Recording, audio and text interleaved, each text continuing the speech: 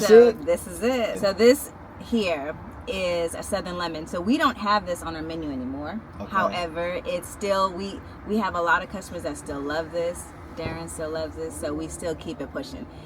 This is a Southern Lemon, so it has peaches, strawberry, lemonade, homemade lemonade, and a little bit of honey. This is his baby right here. That's it, y'all. It's matching the Valkyrie nails almost. Shout out to the Valkyries. Come on. So you spent years telling people what exactly to eat. Now you're feeding them. So what made you make that leap from a food influencer to opening Hyphy Burger? Smash Burgers is fire. Was this always your dream? It came out of nowhere, I would say. Like, I didn't see it coming, but I also was like, it made sense. It also made sense. 100%. And I didn't do it alone. Number one, I think it all came, once again, from God, because it's much bigger than, you know, for me. Multiple people had an idea of like, man, you know, having the same goal. Somehow that it came to me, and I was able to connect the right dots to make something happen, to put the team together, you know, and with connecting the right dots and putting the right team together, we was able to put something together for the community that we all grew up in, putting good food out there. Like the BayAreaFoodz platform gave me so many different resources that like everybody and anybody was like, bro, I got you, what you need, you know, and it's very, very rare. It's very rare that you get people that like support you in that sense. And now that, you know, you have some people who did not see or, you know, see the vision, but that shouldn't discourage you from what you got going and from your journey, you know. So I thank God that we all stayed focused, you know, the whole team, just seeing the reaction and how the community accepted it, you know. Putting the restaurant in the middle of West Oakland it's not easy. I mean, for the first 3 months, for sure, I couldn't sleep. You know, the anxiety of it, or like what made it difficult for you to sleep? Like, what was it? The anxiety of it. At first, it was like, man, is this really happening? I remember like when I first pulled up on our first opening day and just seeing the customer coming out with our bag. And remembering like, man, you know, Guapdan hand drew these bags and our logo. Like, this was all an idea in my phone once upon a time. And then seeing it in reality, seeing somebody like walk out from on a quick 12-minute lunch break. I mean, a 30-minute lunch break at 12 to you know, come and get lunch. I was like, oh man, it's really happening. It's a staple. It's a staple in Oakland. It's a staple in the Bay Area.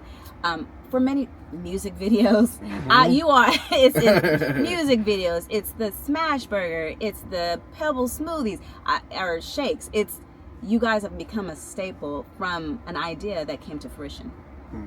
So again, flowers to you guys, and I know you got a team, but you know, we know you directly, so flowers to you. But no, like he said, I sincerely love that. I don't want to downplay the team aspect of it, because a lot of people know how to do something, but you have to know what your strengths are, what your weaknesses are. Absolutely. You got to be able to use your resources. You have to be able to say, okay, you're good at this, I'm good at that, she's good at that, he good at that. Now let's all put it together. Absolutely. It's like one thing my mom used to say before she passed all the time is too many chiefs and not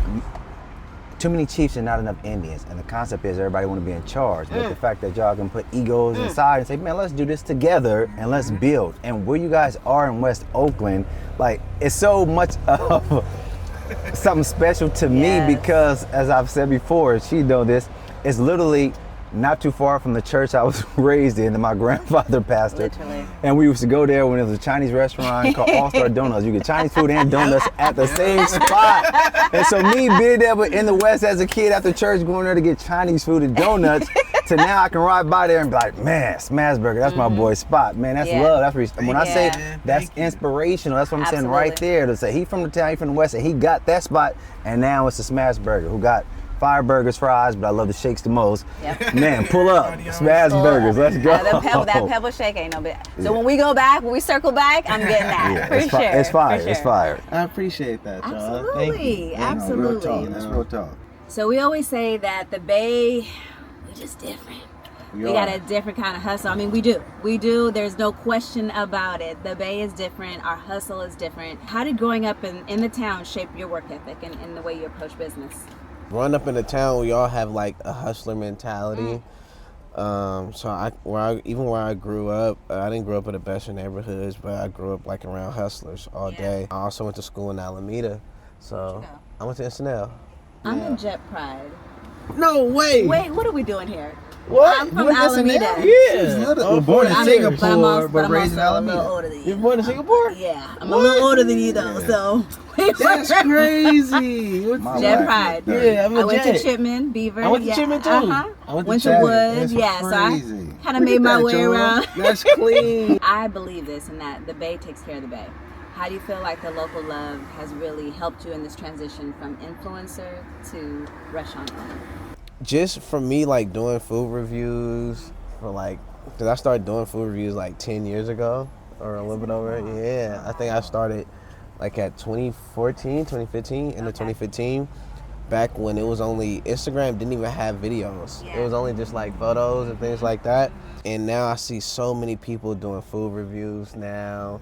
So, but I'm seeing the impact of it, you know, and also I don't really do it that often, but seeing the impact and seeing other people get the joy out of it, and then they started doing food reviews at Hyphy Burger, you know, it was kind of like a full circle, It was kind of dope. So just so many people was coming by and you know, doing it to where the restaurant became the influencer. So just seeing that take off on TikTok and Instagram, it's like all the stuff that I was doing, it just came full back circle. Yeah. Which is tight. I love to see it. What's the most underrated city in the Bay Area for food? Low key, but in a city called Benicia. Yes. That's slept on. And a lot of people don't know about Benicia. That's a really, really nice city, and there's a couple nice restaurants over there I like to sneak off to. If someone is visiting the Bay for 24 hours, what are the 3 things that you would recommend that they eat? 3 things. 3 restaurants that you would recommend. I would say for like town flavors, if you like seafood, you know, I would send somebody to Smelly, because Smelly is born in town, raised, so that's something that you can only get here. Something like Mills Hoagies, if I'm with one of my hood partners. You know, I got different friends. Yeah, if I'm with one of my hood partners, I got somebody from the East Coast coming down, I'm gonna take them on down by Mills Hoagies. I'm a fan of Lucy Blue and Town Fair. Yes. I like that spot too. Chef Michelle, you've been doing an incredible job. Chef Michelle has been doing an amazing job. So you brought up earlier, there's legends here in the Bay Area, and there are so many legends, and there's so many different avenues, either an artist, a director, an actor. There's so many legends here from the Bay Area. So on your Mount Rushmore, who would you come with some heat questions. Who would you have on your Mount Rushmore, Bay Area legends, period? Who would you put there? My guy Earl E40.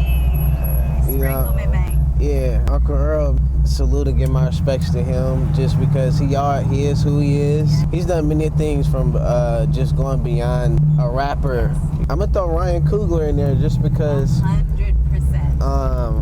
I feel like that lane, you know, that he's done, it shines a whole nother light on this, you know. One thing that I never liked was just me growing up from West Oakland. I ever had to feel like I had to be a rapper, a football player, basketball athlete, or sell drugs to be cool or popping, which is another reason why I enjoyed going to BayAreaFoodz lane, because being able to show people, look, you don't have to fit. This is just what they polarizing. What's cool. You can be a clean ass gardener, you know, and still be successful, still make money, still do your thing. Yep, hands down. Money. You know, you can be an artist.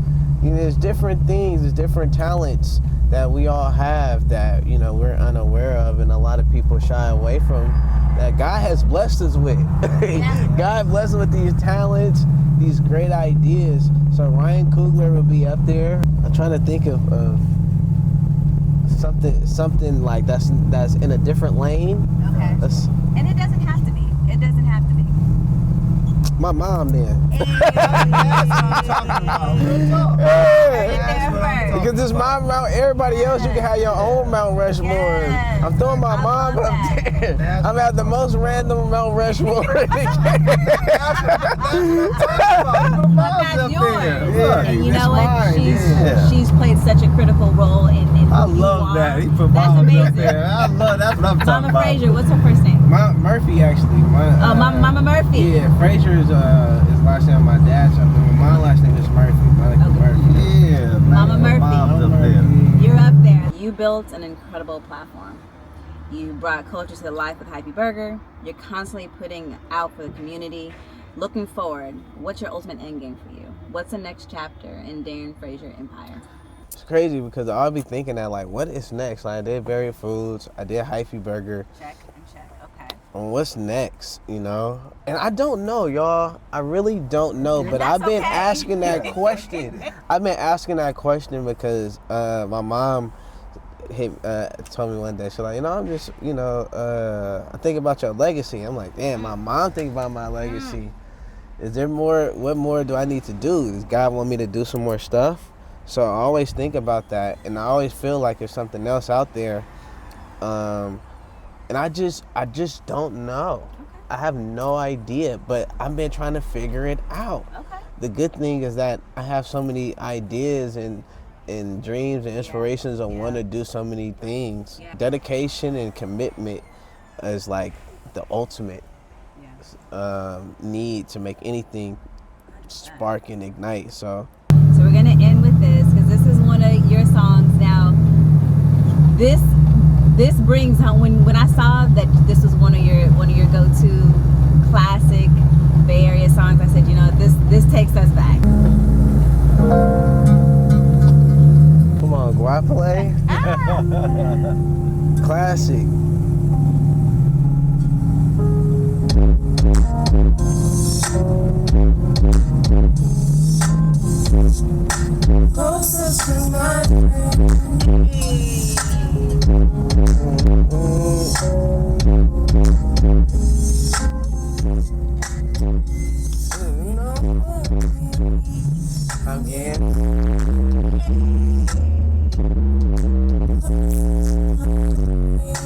It's the perfect song for this.